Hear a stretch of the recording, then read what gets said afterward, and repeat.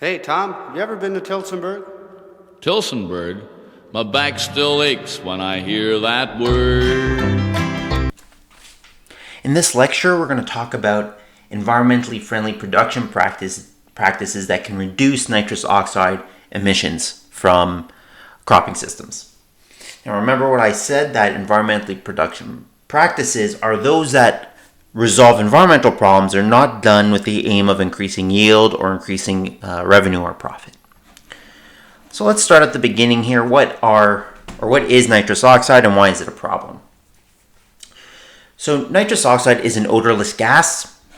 It has a half-life in the atmosphere of about 116 years.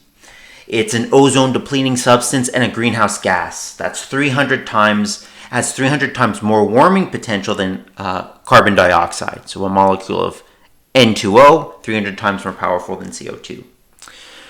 Now, atmospheric nitrous oxide emissions have increased by 20% in the past 300 years. And currently, 80% of nitrous oxide emissions originate from agricultural soils, and most of that nitrous oxide comes from or is derived from nitrogen fertilizer applied to said soils. So, how do we make nitrous oxide, or who makes it? How is it made? All right, there's two key biological processes, and that's the key. It's a biological or microbial mediated process, this nitrous oxide production. So first, we get nitrification. That's step one in this two-step process. There's ammonium in the soil, but it does not stay as ammonium for very long in field soils. Bacteria will change ammonium to nitrite and then nitrate. Now, in natural systems, in a forest, in a savanna, jungle, whatever, rates of nitrification are very low because there's not a whole lot of ammonium in that soil to begin with. So you don't have very much nitrification. In agricultural soils, it's a different story, obviously. If fertilizer like urea is applied, first that's going to break down into ammonium. If UAN or urea ammonium nitrate is applied to a soil, well, the urea and ammonium part are going to undergo nitrification. And so you have a lot more ammonium in the soil solution of agricultural fields. So that's step one. We get nitrification, the conversion of ammonium to nitrate. And then we get denitrification. So in the absence of oxygen, that is when a soil is in an anaerobic state, for example, after a rain, when those soil micro and macropores are filled with water as opposed to air, then some bacteria will use nitrate as an oxygen donor as opposed to oxygen. And as a byproduct of denitrification, we get different nitrogen gases. We get N2, which is just dinitrogen. 78% of the atmosphere is dinitrogen, so that's not really a big deal. But some of that denitrification product is N2O, this greenhouse gas that I talked about. So, nitrous oxide, this is where it comes from. So this is atmospheric N2O concentrations over time, starting from 2,000 years ago to the present day. Basically, what these scientists do is they look at the air the air bubbles trapped in ice in Antarctica, and they look at the nitrous oxide content of the air trapped in the ice, and look at that huge increase in nitrous oxide just around the time where humanity starts using nitrogen fertilizers. And if you look at this graph, which is nitrous oxide in the atmosphere versus the human population. This is a graph I showed you in the first lecture. Well, they look awfully similar, don't they? So we have modern agriculture, synthetic fertilizers, nitrogen applied to agricultural field crops at huge quantities, leading to the Green Revolution and allowing 9 billion people to live on this planet, or 7.5 currently, and you have high nitrous oxide concentrations. Okay, so on the one hand, we have nitrous oxide, a potent greenhouse gas increasing in the atmosphere. This nitrous oxide is primarily coming from agricultural fields, primarily from nitrogen fertilizer applied to those fields. So that's on the one hand. On the other hand, nitrous oxides are an environmental loss, but they're also an economic loss. Right? If a farmer is applying nitrogen to their field and it's leaving as dinitrogen or nitrous oxide, or however it leaves, well, that's nitrogen the farmer's paying for. That's not contributing to crop yield at all. And so, this was kind of the start of my PhD, trying to increase the economic and environmental outcomes of nitrogen fertilizer with corn. And when I started my PhD, I thought, hey, this is going to be an easy win-win, right? Reducing any nitrogen losses is going to benefit the environment, benefit climate change, and benefit the farmer, because that's just wasted nitrogen all around. But the reality now, as I noticed, is much more complicated. And what you see here is young Josh. This is me at one of my first conferences presenting some of my results. This is before the actual conference started. I just wanted a photo. Anyway, so why is reality more complicated? Well, when you do the measurements and you look at the data, nitrous oxide losses from a farm field in eastern Canada or in Ontario average about 1 pound of nitrogen per acre per year.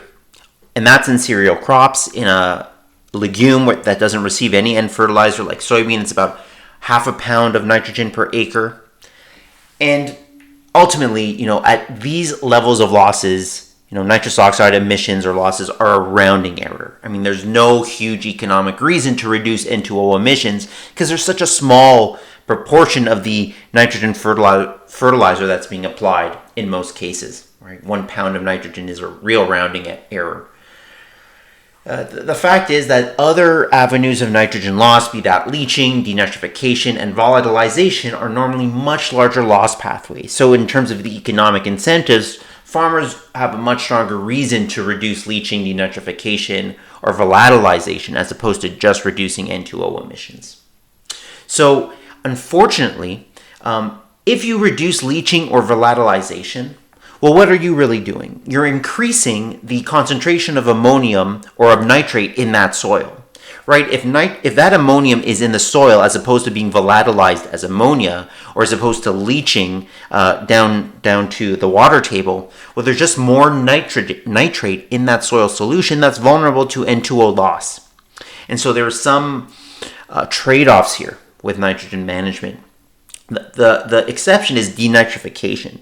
If one can reduce denitrification, then one will also reduce N2O emissions. And as a rule, denitrification losses of nitrogen are much larger than nitrous oxides. So there's no huge economic reason or no real economic reason to reduce nitrous oxide emissions. Now, some farm groups that I've spoken to when I give talks really do seem to care. The farmers in the audience do seem to care about N2O emissions, even when I mention that economically they're not huge losses. So there's certainly interest in trying to reduce nitrous oxide emissions for environmental reasons as opposed to economic ones.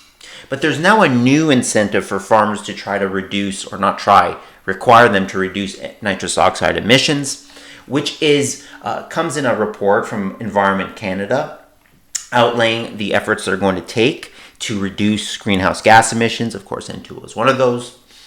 In the future, this is released to the public in December 2020, and they have a national emissions target of 30% reduction in N2O below 2020 levels. And that's N2O emissions derived from fertilizers, nitrogen fertilizers. And so the goal here is to work with farmers, manufacturers, provinces, territories, etc. to reduce nitrous oxide emissions. So this is the goal, December 2020. How does this happen? Well, one solution that the industry is certainly pushing, when I speak to industry reps, they think this is the way forward, is to use urease and nitrification inhibitors. Now, these are two different things. Let's talk about them.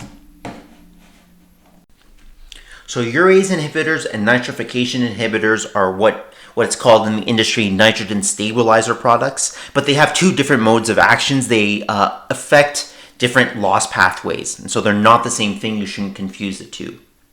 They're sold together sometimes or separately. Urease inhibitors need to be applied with the fertilizer, typically with urea or with urea ammonium nitrate, and so the application rate is per ton of fertilizer or per whatever gallon of UAN. Nitrification inhibitors are different. They can be applied before or with fertilizer, and so rates can also be per acre. They can just be applied to the soil as opposed to the fertilizer. Urease inhibitors are a form of nitrogen stabilizer meant to reduce volatilization losses. from fertilizers that contain urea. So that's just granular urea or liquid urea ammonium nitrate, UAN. A common active ingredient here in, for example, agrotane is NBPT, although there's other active ingredients in other urease inhibitors. But NBT is certainly the most common. So what does this NBPT do? So when urea is applied, for it to be available to plants, that urea has to first get transformed into the ammonium form. Usually once it's in the ammonium form, it soon gets turned into nitrate via nitrification. But to go from urea to ammonium, that's a step.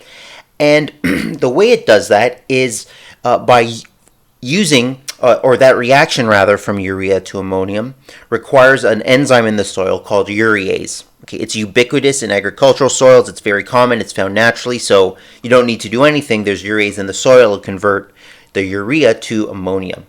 What urease inhibitors do, obviously, by the name, is denature the urease enzyme, so they prevent that urea from turning into ammonium.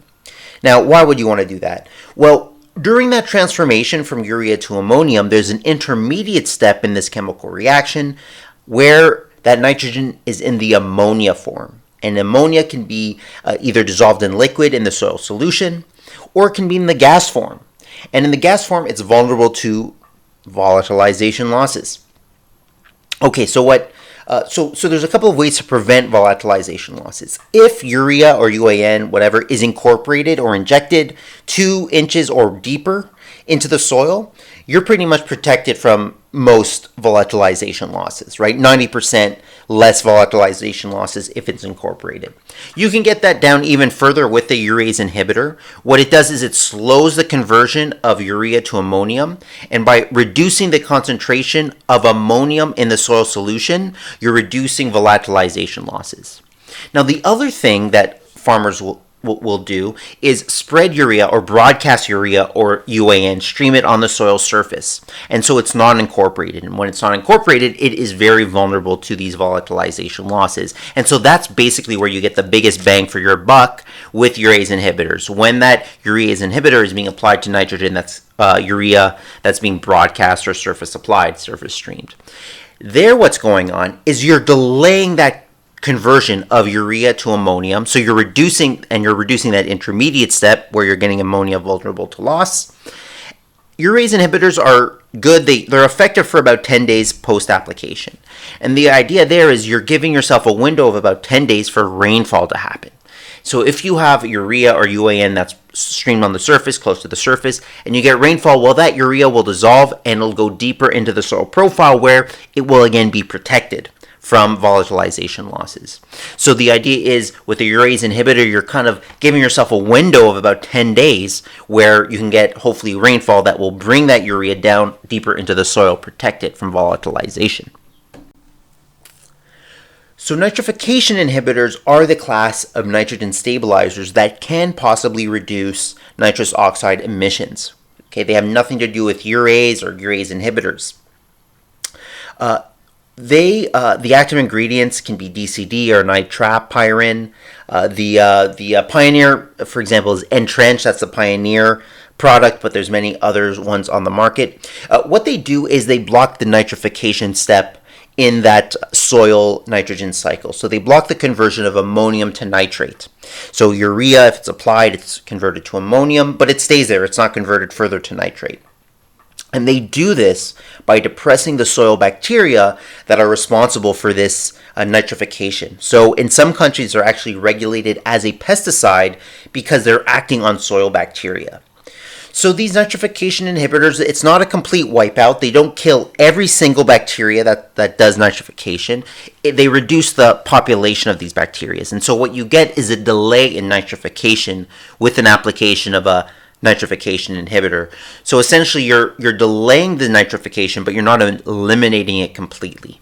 It's going to happen instead of very, very soon after application, like within hours, days after application. It'll happen a couple of weeks after application, this nitrification step. And so remember, nitrate nitrogen is much more vulnerable to loss through leaching. Nitrate is denitrified, and that produces N2 as well as nitrous oxide. Ammonium, right, if you're blocking nitrification, you get a buildup of ammonium in the soil, and ammonium is much less susceptible to losses. And so that's the idea here, is that with a nitrification inhibitor, you're actually going to reduce nitrogen losses because that nitrogen is staying in the ammonium form. The flip side of that coin, of course, is that because ammonium is much more resistant to losses, it's a lot less mobile in the soil, it's harder for plants to take up. And so if you have less nitrate in the soil, because you're blocking that nitrification, well, you might also be shorting that crop of nitrogen because it's just not available to the plant as easily in ammonium form as it would be in nitrate form. I think we're going to start hearing a lot more about nitrogen stabilizers in the near future, again, because of calls from the federal government to reduce nitrous oxide emissions from nitrogen fertilizers. Certainly, the fertilizer industry is very bullish on nitrogen stabilizers as a solution to this. I mean, the fact is that they're also the ones marketing these products. That doesn't mean they're wrong, but they're very bullish, and we need to go, like any good scientist, like any good agronomist, to the data. Let's see what nitrification inhibitors can do for us. So it is my job and my duty and my pleasure to bring you the most recent, most up-to-date research in Ontario on the subjects we're covering in class. And this is no exception. This is a couple of papers actually I'm going to talk about, all published in 2020 by Pedro Machado et al. At the University of Guelph. Most of this research done was at Elora or near Wellington County, let's say. So Pedro put out a paper really interesting. Can nitrification inhibitors reduce N2O emissions while maintaining or increasing yields? Right, because remember what I said, what nitrification inhibitors can do by blocking the conversion of ammonium to nitrate. There's going to be less nitrogen losses because ammonium is less mobile in the soil. But because ammonium is less mobile, it's less available for plants to take up. Okay, so this was a 3-year study. This is always, I believe, in corn. And it was 150 kilos of nitrogen per hectare applied as urea around planting or just prior to planting and incorporated, or as UAN injected side dressed at V6. So this was a farm scale experiment, around 16 hectares in size. And what they did was they measured over 3 growing seasons nitrous oxide emissions, and you can see kilograms of nitrogen per hectare lost as N2O gas, when either you were applying urea or UAN with and without a nitrification inhibitor and a urease inhibitor. So what they did here is they applied both a nitrification inhibitor and a urease inhibitor. So let's look at what happened. So N2O emissions, they divided this up across the years. So PS is from planting to silking, SH is from silking to harvest, and then NGS is non-growing season. But let's just look at the annual totals. So to make data interpretation a little bit easier, what I've done here is that for each year and for each form of nitrogen, urea pre-plant or UAN side dressed, I've circled in red the where the urease and nitrification inhibitors did not reduce N2O emissions, they increased it. And in green is the years when they did decrease nitrous oxide emissions. So, urea versus urea plus NUI, nitrification and urease inhibitor, and also UAN versus UAN plus NUI. And so what you can see here is that it was successful 4 out of 6 times. So the combination of years and your nitrogen forms, 4 out of 6, those inhibitors, those nitrogen stabilizers, did reduce N2O emissions. And by the way, here's an aside, just look at the total amount of nitrogen loss, right? It's minuscule, right? 4 kilograms of nitrogen per hectare, 5 kilograms of nitrogen per hectare over a whole year. Okay, it's just not economic necessarily to reduce those kinds of losses. But anyway, 4 out of 6 times successful. And what I have here is grain yield. This is corn grain yield. I took it from another table, so it doesn't fit exactly the one I have here, but just to make a side-by-side comparison easier, I just cut and paste from another table in this paper showing grain yield. And also I circled again in green the combination of year and form of nitrogen where that inhibitor, those nitrogen stabilizers, increased yield or at least did not decrease it, And in red, I circled when you actually managed to decrease yield with that additional nitrogen stabilizer or urease inhibitor. Okay. So when you want to look and you say, okay, and how many times did we succeed in reducing N2O emissions while maintaining or increasing yield? That's 2 out of 6 times, or about 33%. And so it turns out that the year, for example, year 3, when you really manage to reduce nitrous oxide emissions with both urea and UAN, you end up with pretty major reductions in yield due to those inhibitors. Okay. So I mean, this is going to be a challenge. I'm not saying nitrification inhibitors are bad or they're not a solution.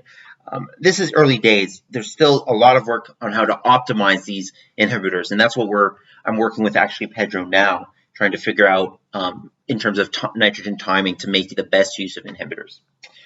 So this is the reality, okay?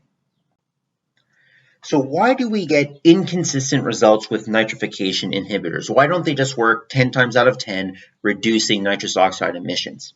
Well, to answer that question, let's first, what are the ingredients you need to get high N2O emissions in the first place? And you actually just need 2 ingredients. First, you need very high concentrations of nitrate in the soil. And that is something nitrification inhibitors help with, because they block that conversion of ammonium to nitrate, or they delay it, I should say. So you need high concentrations of nitrate in the soil, and you need high water-filled pore space. You need most of those macropores and micropores filled with water, not air. You have anaerobic conditions in the soil, and then you have those denitrifying bacteria that are going to cause nitrous oxide emissions. Okay, so the idea is to make sure that you do not have high nitrate concentrations in the soil when you have high water-filled pore space, and vice versa. You'll have high water-filled pore space when you have low concentrations of nitrate in the soil. Now remember that nitrification inhibitors just delay nitrification, they do not prevent it. They depress that population of soil bacteria, those nitrifying bacteria, but they're going to bounce back. Life finds a way. Okay, so ideally, in an ideal situation with nitrification inhibitors, when they work most beautifully is when nitrogen is applied to the soil. That soil is very wet. If you get a flush of nitrate, that conversion of ammonium to nitrate, you're going to get high nitrous oxide emissions. So you apply that inhibitor to the fertilizer, and you delay that flush of nitrate when the soil is very wet.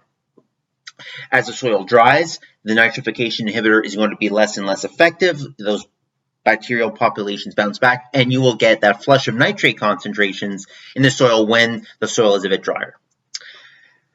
You can also have a perfect storm where nitrification inhibitors do not work effectively. And that's what happened in at least one year of this study, where it was relatively dry when the nitrogen was applied. If you did not have an inhibitor, you had a flush of nitrate in the soil via nitrification, but you had low water-filled pore space. The nitrification inhibitors delayed that nitrification process, and it so happened that you got really, really wet soils. You had a lot of rain right when those bacterial populations bounced back, and you got that flush of nitrate. You got that flush of nitrate when water-filled pore space was high. Perfect storm for high nitrous oxide emissions. In an earlier lecture, we learned about the benefits of diverse crop rotations, the numerous benefits that they provide, diversifying the more simple corn-soybean rotation, or a continuous corn or continuous soy rotation, to one that includes something like wheat or a cover crop. Now, Pedro also looked at Alora, which crop rotation gives you the best benefits in terms of reduced nitrous oxide emissions. So let me ask you right now, which rotation do you think has the lowest nitrous oxide emissions? Is it the corn, soy, or the more diverse corn, soy, wheat, then red clover after winter wheat rotation? So this was a 4-year study, and each year of that 4-year rotation was considered, and N2O emissions were measured. And over the 4-year life cycle, the more diversified crop rotation emitted 1.3 times more nitrous oxide than the simple rotation, okay, over the full cycle. But the effect was due to differences in fertilizer rate between the rotations, because In the simpler rotation, you have way more soybean, and soybean does not receive nitrogen fertilizer, whereas in the more diversified rotation, you just have 1 year of soybean, and you have 3 years of a cereal that will receive nitrogen fertilizer. Moreover, you have red clover, and red clover is a legume rich in nitrogen, and because it's a legume and it's rich in nitrogen, it also will increase the concentration of nitrate in the soil solution, resulting in, again, higher nitrous oxide emissions. So when Pedro scaled N2O emissions to fertilizer rate, accounting for the greater amounts of fertilizer used in the more diverse rotations, then nitrous oxide emissions were equivalent. So, grams of nitrous oxide or grams of nitrogen emitted as nitrous oxide compared to the kilograms of nitrogen applied as fertilizer, that was an equivalent ratio. But more diverse rotations that have more nitrogen fertilizer applied, higher N2O emissions. The point here is not that simple rotations are good and diverse rotations are bad. The point here is that things are complicated with something like cropping systems and field crop agronomy. So in this study, Pedro also looked at N2O emissions in 2 different tillage systems across these rotations. So either no-till or a conventional till, which consisted of a moldboard plow in the fall and then 2 spring cultivations prior to planting. Now, when you compare total N2O emissions over that 4-year crop rotation cycle, it's about 7.4 kilograms of nitrogen per hectare lost as nitrous oxide in the no-till and 9.5 kilograms of nitrogen lost as nitrous oxide in the conventional tilled system. And again, this is 9.5 or 7.4 kilos over 4 years. So again, it's really minimal when we're talking about a single growing season and the economic incentives. But emissions were higher in the conventional till versus no-till. And that surprised me, at least initially, because I would think, well, no-till soils are generally more anaerobic than conventional tilled, and then you would probably get higher N2O emissions. But that turned out not to be the case. Now, what Pedro's study found, or at least they suggest, was the reason for the higher N2O emissions in the conventional tilled systems were that you had greater mineralization. And when you have greater mineralization of organic matter, well, you get more nitrate in that soil solution, right? Because mineralization releases nutrients, plant available nutrients into the soil. And so because you have greater nitrate concentrations in the soil solution because of that higher mineralization rates, well, again, that's one of the ingredients for higher N2O emissions. So again, in conclusion, I'm not saying conventional till is bad or no-till is good. It just is complicated, okay? Because there's benefits for conventional till, there's benefits for no-till, and N2O emissions, and reducing those has to fit in terms of environmentally friendly production practices.